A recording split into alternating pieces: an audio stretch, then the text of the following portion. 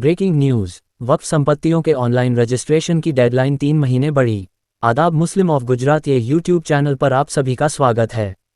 केंद्र सरकार ने वक्फ संपत्तियों के ऑनलाइन रजिस्ट्रेशन की आखिरी तारीख में 3 महीने का इजाफा कर दिया है। लंबे समय से विभिन्न वक्फ बोर्डों, सामाजिक संगठनों और जनप्रतिनिधियों की ओर से समय सीमा बढ़ाने की मांग की जा रही थी। केंद्रीय मंत्री किरण रिजिजू ने आज इस फैसले की जानकारी देते हुए कहा कि सरकार चाहती है कि देश की सभी वक्फ संपत्तियों का सही और पारदर्शी दस्तावेजीकरण हो सके। उन्होंने अपील की कि जिन संस्थाओं का पंजीकरण अभी बाकी है, वे जल्द से जल्द इसे पूरा करें। यह फैसला वक्फ से जुड़े समुदायों के लिए राहत भरी खबर माना जा रहा है। अब उम्मीद है कि अधिक संख्या में मस्जिदें, कब्रिस्तानों और अन्य वक्फ संपत्तियों का रिकॉर्ड अपडेट हो सकेगा। पूरी जानकारी और मंत्री का बयान देखने के लिए वीडियो ज़रूर देखें। वक्फ कानून बनाने के बाद हमने उम्मीद पोर्टल लॉन्च किया था, जिसमें वक्फ कानून के मुताबिक 6 महीने के अंदर में सारा हिंदुस्तान में जितना वक्फ प्रॉपर्टी है उसको रजिस्टर करना अनिवार्य था। कंपलसरी रजिस्ट्रेशन के लिए 6 महीने दिए गए थे।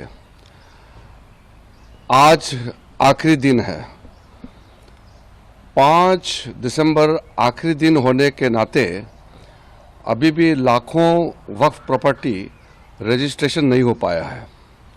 मेरे पास बहुत सारे सांसद आए, मेंबर्स ऑफ पार्लियामेंट, अलग अलग स्टेट के लोग आए, कई लीडर्स आए, पॉलिटिकल लीडर्स, सोशल लीडर्स, कई लोग मुझे मिलने आया और रिक्वेस्ट किया कि जो 9 लाख से ज़्यादा वक्फ प्रॉपर्टी को रजिस्ट्रेशन करने में दिक्कतें आ रहे हैं और आज आखिरी दिन है, इसलिए उम्मीद पोर्टल का आखिरी दिन को एक्सटेंशन किया जाए, ऐसे रिक्वेस्ट आया है।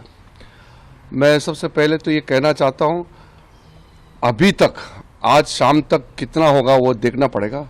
अभी तक 1,51,000 वक्फ प्रॉपर्टी का रजिस्ट्रेशन हो चुके हैं। 1,51,000 से ज़्यादा वक्फ प्रॉपर्टी उम्मीद पोर्टल में रजिस्ट्रेशन हो चुके हैं। और कुछ स्टेट है जो अच्छा परफॉर्मेंस किया है, जैसे कर्नाटका है। कर्नाटका में 50,800 वक्फ प्रॉपर्टी उम्मीद पोर्टल में रजिस्ट्रेशन किया है।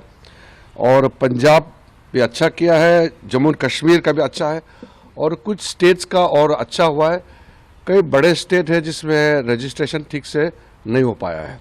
मुझे बताया गया कि कुछ जगह में उम्मीद पोर्टल स्लो चल रहा था या कुछ लोगों के पास डॉक्यूमेंट्स का कमी होगी, लेकिन क्योंकि सब लोग ने रिक्वेस्ट किया है तो मैं एक आश्वासन देना चाहता हूं कि जितने भी मुतावलीस के माध्यम से उम्मीद पोर्टल में अपलोड करने के लिए जो कोशिश किया, पोर्टल में रजिस्ट्रेशन नहीं हो पाया, उनको मैं आश्वासन देना चाहता हूं कि हम आगे आपके लिए रास्ता खोलेंगे और 3 महीने तक हम कोई कठोर कदम नहीं उठाएंगे, कोई पेनल्टी नहीं लगाएंगे, हम कोई जुर्माना नहीं लगाएंगे।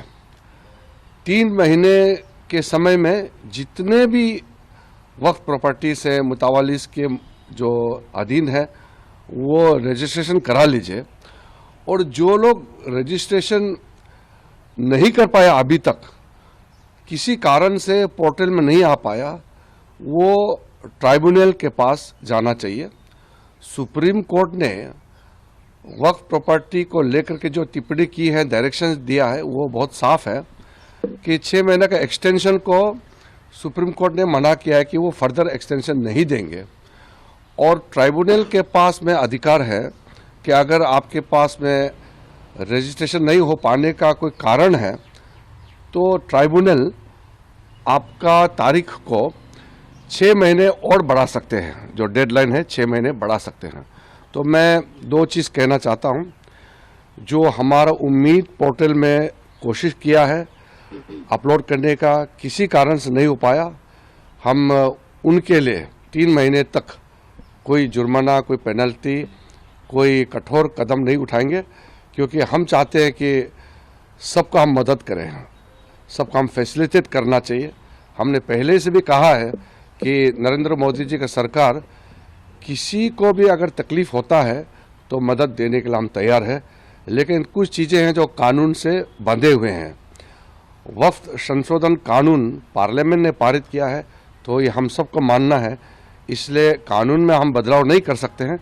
लेकिन जो अल्पसंख्यक मिनिस्ट्री है, मिनिस्ट्री ऑफ माइनॉरिटी अफेयर्स, जिसका जिम्मेदारी मेरे पास है, मैं आश्वासन देना चाहता हूं कि 3 महीने तक अगर आप आज तक भी और इस बीच में भी वक्फ पोर्टल में आप रजिस्ट्रेशन करके किसी कारण से डिले हो रहा है, तो हम उसके लिए छूट देंगे, उसके लिए हम मदद करेंगे और हम पेनल्टी नहीं लगाएंगे। लेकिन वक्फ प्रॉपर्टी को रजिस्ट्रेशन का जो एक्सटेंशन करने का पावर है वो वक्फ ट्राइब्यूनल के पास है। हर स्टेट में ट्राइब्यूनल बने हुए हैं और ट्राइब्यूनल में जरूर जाइए। हम भी अपने तरफ से कोई मदद दे सके तो हम देंगे और ट्राइब्यूनल जरूर आपका एक्सटेंशन करेंगे। केस बाय केस अगर किसी को कोई दिक्कत आता है तो मैं वक्फ बोर्ड को भी मैं रिक्वेस्ट करता हूं कि वो भी मदद करे, ताकि कोई भी मुतावाली अपना वक्फ प्रॉपर्टी को रजिस्ट्रेशन करने में उम्मीद पोर्टल पर कोई फर्दर भविष्य में तकलीफ ना हो, ये हम सुनिश्चित करना चाहते हैं। और मैं फिर से स्टेट गवर्नमेंट्स को भी मैं अपील करता हूं कि आप लोग भी सहायता करना चाहिए, क्योंकि शुरू में कुछ स्टेट गवर्नमेंट ने मदद नहीं किया, वक्फ प्रॉपर्टी को रजिस्ट्रेशन टाइमली करने के लिए प्रोत्साहित नहीं किया, अवेयरनेस नहीं कराया। तो मैं उम्मीद करता हूं कि आगे सब लोग साथ दे करके हिंदुस्तान में जितने वक्फ प्रॉपर्टी है अच्छी तरह से रजिस्ट्रेशन हो, कामकाज वक्फ प्रॉपर्टी का मैनेजमेंट में ट्रांसपेरेंसी होना चाहिए, अकाउंटेबिलिटी होना चाहिए, और अल्लाह के नाम में जो आपने डेडिकेट किया है तो उसका इस्तेमाल भी अच्छी तरह से होना चाहिए। पर सर कई लोगों के पास पेपर नहीं, इनको टाइम लगेगा रजिस्ट्रेशन के लिए, पेपर इकट्ठे करने। देखिए, कोई वक्फ प्रॉपर्टी अगर कागजी और या किसी कारण से तकलीफ में है तो वो तो ट्राइब्यूनल देखेंगे, मैं उसका जांच पड़ताल नहीं कर सकता, वो ट्राइब्यूनल करेंगे। लेकिन वक्फ प्रॉपर्टी अगर सही में वक्फ प्रॉपर्टी है तो उसका तो डॉक्यूमेंट तो होगा, ठोस डॉक्यूमेंट होगा। इसीलिए वक्फ कानून लाया गया है कि प्रॉपर्टी का अच्छी तरह से मैनेजमेंट हो, एफिशिएंटली, ट्रांसपेरेंटली। इसी का मूल उद्देश्य ये है कि वक्फ प्रॉपर्टी को बेइस्तेमाल नहीं हो, अल्लाह के नाम में उसका अच्छा काम के लिए, वेलफेयर काम के लिए, गरीब मुसलमानों के लिए, महिलाओं के लिए, बच्चों के लिए, यतीम के लिए और मुसलमानों में जो पिछड़े हैं उनका काम आना चाहिए। यही हमारा मकसद है।